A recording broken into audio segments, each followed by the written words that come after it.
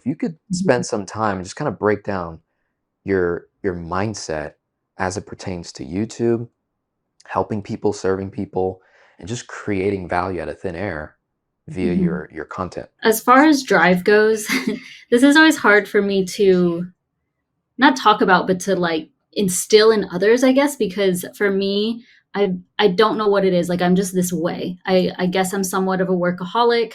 I've always been this way. I've always been somewhat of an overachiever. Like I had perfect attendance from third grade all the way through my master's. So I'm like I don't know if it's a fear or something related to that, to where it's like I don't want to miss out on things, or if I say I'm going to do something, I'm going to do it. And so, I mean, for the most part, like especially when it comes to work and the stuff that I put out there, because this is at the end of the day for me. And so what drives me is kind of just who I am as a person. And like if I say I'm going to put up 2 videos or 3 videos in the week, like that's what I'm going to do.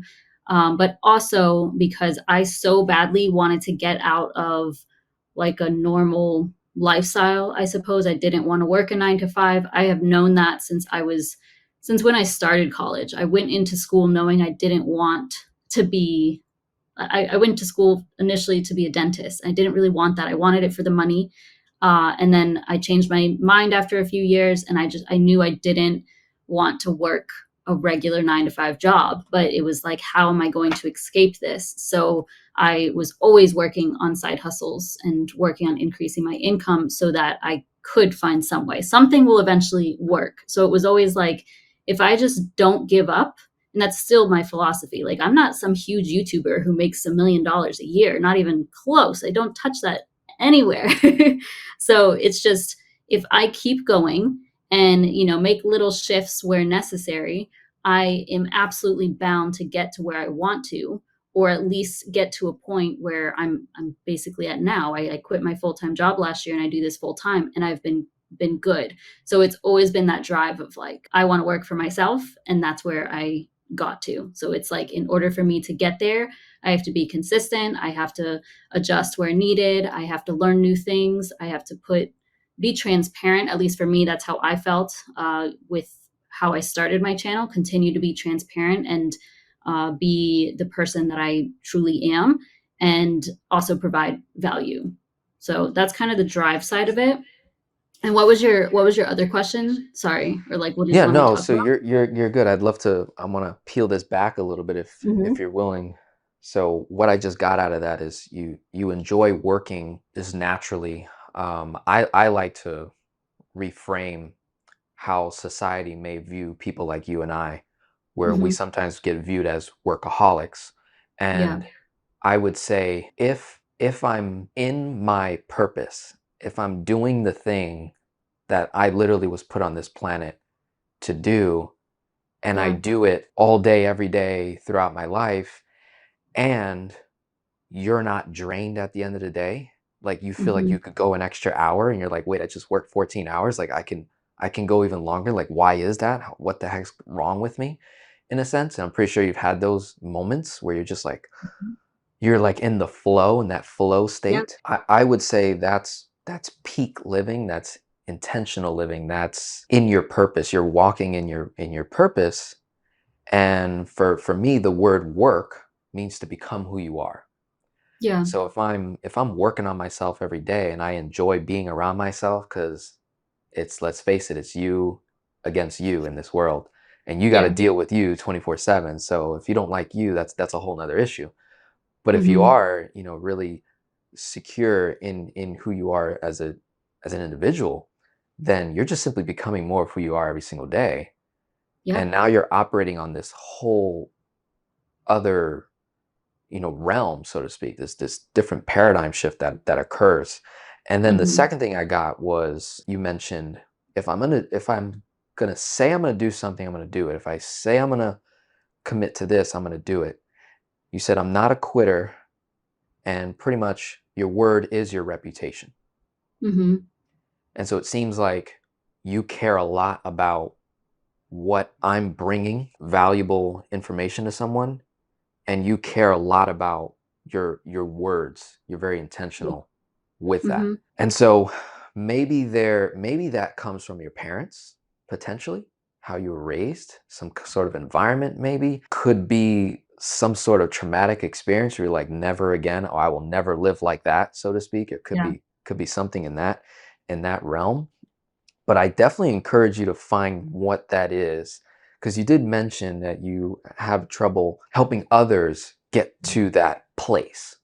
Right, Yeah. It's hard. it's not necessarily a bank account, a number amount. It's that mindset first that needs to be Mhm. achieved. And then the other area I'm thinking is maybe there's a faith component to it as well. Something that could be, kind of brewing up in there that just comes naturally to you where others have to be Mhm. trained. So I would Yeah. call that a gift. That's a blessing. Like if it just Yes, comes I agree. naturally to you, Mhm. okay, cool. Yeah, so that Yeah. comes naturally too. Gotcha. Okay. Yeah. No, And I agree, and I think anything part of else it. that's, coming up as we just Yeah. I think honestly, I do really love who I am as a person, and that means a lot to me. And throughout the years, I think one of the main reasons that has built like my confidence and my self-love, because I truly do love who I am as a person, it's by doing all these things. Like even outside of finance and the content that I put out or the work that I do, like just taking care of myself physically. Like I'm very disciplined around that, and like improving the food that I eat and everything. Like all of it just comes down to self-love, I feel. And that this is like might be going down a different topic, but that's really what it is, because it's like I want to live a life that I truly love, and I want to feel good physically, mentally, emotionally, everything, So I've always kind of just, and I'm not perfect by any means. That's not what I'm saying. Of course, there's some days I don't work, or I'm lazy with things, or I skip the right. gym, but it's all the decisions that you make really shape who you are and make your life better. And I know if I'm creating content, if I'm one, it's if I put content up, I feel good about it.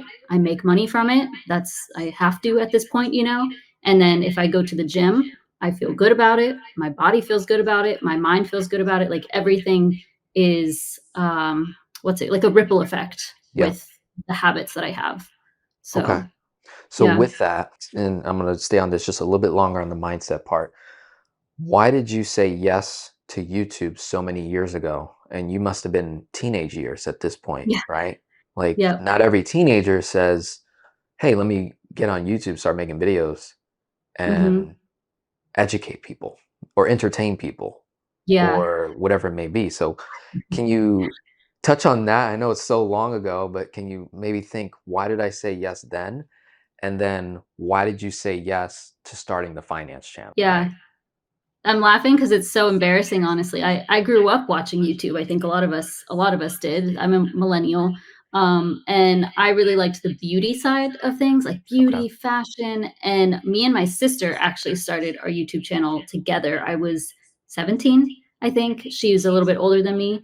But we would film, like sometimes she would film, sometimes I would film, and then we would sometimes do together. And it was like, oh, a shopping haul from Target, or like a beauty haul, Yeah. makeup tutorial, what's in my bag, like those were the things back then.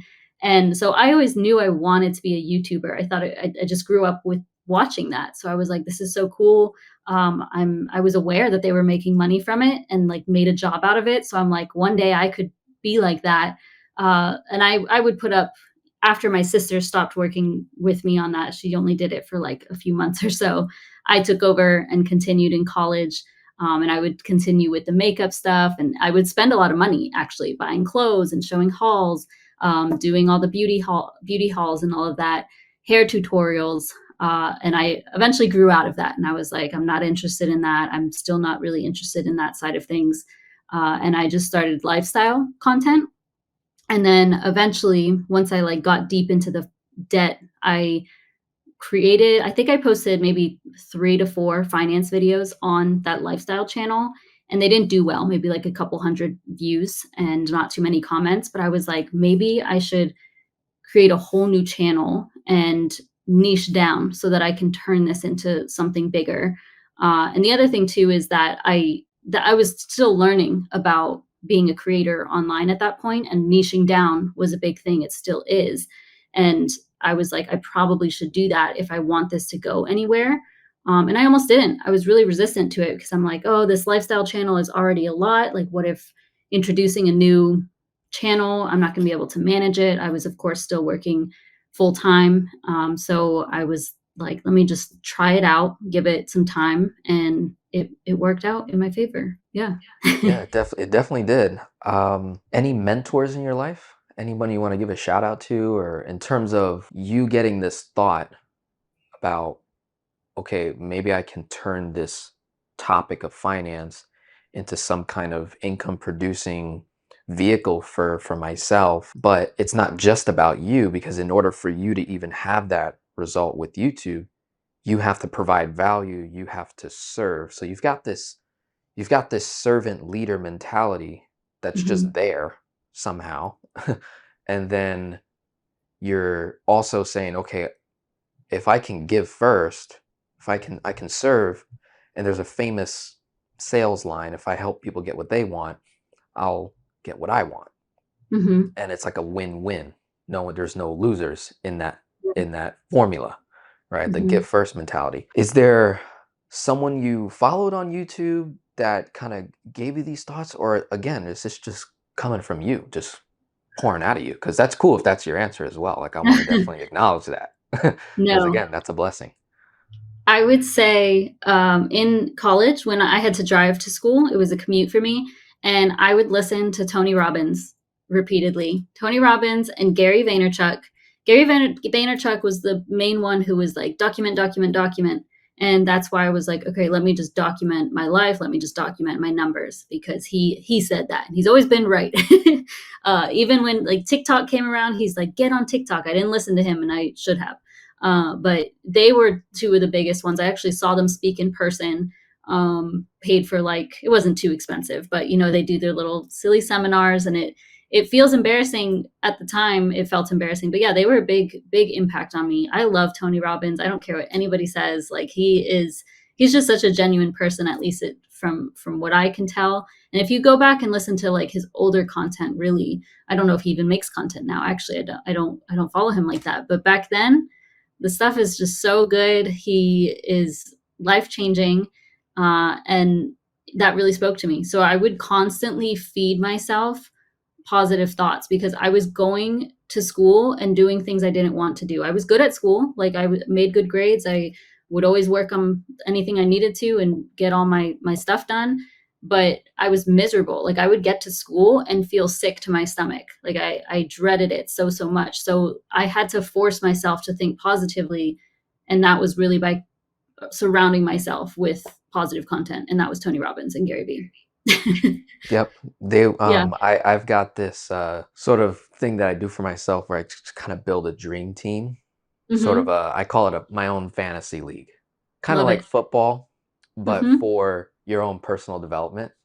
And Yeah. I have these people that these are people that I may never meet, and I'm totally fine with that. Yeah. But these are people that are operating at such a high level that their content alone, again, because of the what social media has done, we're Hmm. now able to hear and listen and learn from other people's ideas that normally in the past you'd have to go to a seminar, you'd have to, you know, fight to get that person's attention, whereas today they're just giving it out all for free. So Yeah. Gary Vaynerchuk and Tony Robbins were on my fantasy league. They still Or, are yeah. on my sort of like boom, those initial years. So okay. So Yeah. And you've I'm had gonna that. add That's one good. more, Go if ahead. you don't mind. I'm gonna add one more. That would be my now fiance because he back when we started dating back in 2017, and he's never been like super heavy on the business side or like he doesn't do his own content creation or anything, but he's been a huge supporter of me. And I kept my channel secret for from 2011 till 2017. It was a secret.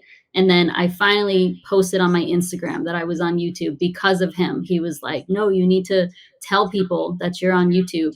And so I was always so shy about it. And even with starting like the finance channel and everything that I've done, like the I don't know if you saw the interviews I did in Atlanta, like on the Beltline of interviewing people in person and just anything getting out of my comfort zone. That's often him behind me, like, no, you need to do it and pushing me. So he's a big part of like getting me And out there. shout out to your fiance. What's his name? Sebastian. Sebastian, I'm gonna Sebastian. clip that because that's something he'll Yay. cherish right there. Like you Yeah, just kind of yeah, drop that. I'm like, oh man, I love to hear that. So that's all yeah, because my wife's the same way. Like yeah. she is I a love it. critical person that literally I would argue all the time. Like I got fired a week before I had my first speaking engagement. So I got fired on a Monday. I had a Mhm. speaking engagement in Miami on a Wow. Friday, and Allison, my now wife, recorded it, took that video, and that was one of the very first videos I posted on YouTube. And it Wow. got something in the neighborhood of 30 something views within like Mhm. 24 hours. Wow. Now, thank God I knew nothing about YouTube and analytics and views and how to go viral. Thank God I knew nothing about it. I saw the Yeah. views, and to me, I translated it to being in a room with 30 people. Yeah. Now, again, I didn't know that when you watch your own video, that counts as a view. I didn't know that. Mhm. I didn't, I wasn't, thank goodness I interpreted it as that. I was like, Yeah. oh my God, 30 people just watched this video in the last 24 hours. That's like a room full of people. Like if I Yeah. was in a room full of people, 30 people watching me talk about Mhm. that 1 hour video of all the things I was talking about. Oh, I'm gonna keep like that's all I needed to just like keep doing it Love it. more and more. Yeah. And she was a huge supporter in that, even finance, because again, I like got fired. I'm in debt, 30,000, I think at that point, just Wow. under 30K. I'm like, hey, if this doesn't work out, I'm driving Uber and Lyft. Like that was Yeah. my mentality. I was like, I'm gonna try this YouTube thing out. I got enough money to last me about 2 months, and Mhm. then I'll have to go into more debt. So that was like 2 to 3 more months. And within 30 days, I made a few $100s on YouTube. Yeah. And then it just like steamrolled. And she was supporting our relationship outside of YouTube. Like, hey, we're still going to go on dates. Hey, we're still going to, I'm still going to support you. I believe in you. Even though this thing happened to you, I know what you have, to do to serve. I know what you're capable of. So I'll definitely Yeah. clip that for your fiance, and Love it. so we'll definitely give him a huge shout out there. Yeah. So just to kind of wrap up the mindset part here, because I'm getting really excited. So again, you have this mentality of just your word is your reputation. You're not a quitter. You've got this self-love mentality, or some might say, living an intentional life worth living. Mhm. And you've got this servant leader mentality. You enjoy working. And I tell my audience to not be afraid of the word work. I don't know why, and again, most people are working for money. And Mhm. I would argue if you work for money, yes, it's going to be a terrible thing. You're not going to be fulfilled. But when you work intentionally, when you're working on yourself, to love yourself, to expand, explore all the wonderful things that you have to offer, that just takes it to a whole another level. So that's our basis here.